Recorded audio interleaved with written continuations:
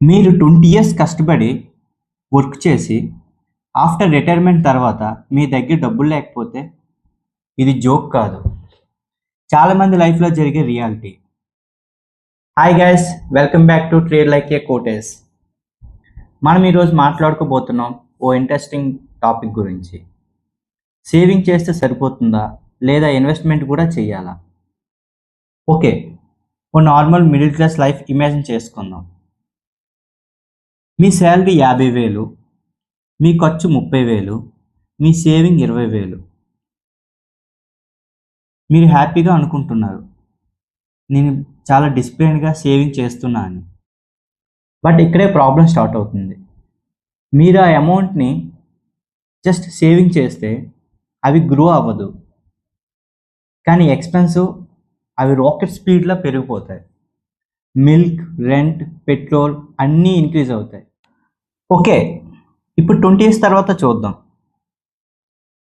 Total saving money 1.7 crore ఉంటుంది.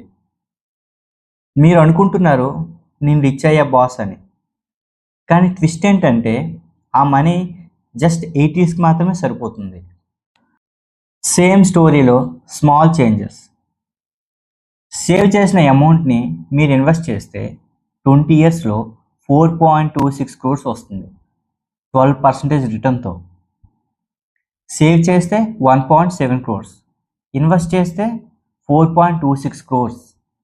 Difference చూశారుగా.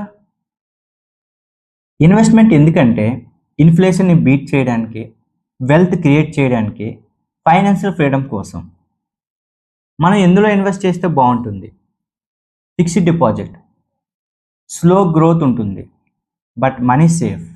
Number 2, stock market, risky but powerful.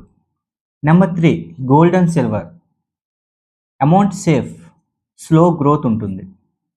Real estate, amount ఎక్కువ ఉండాలి boss.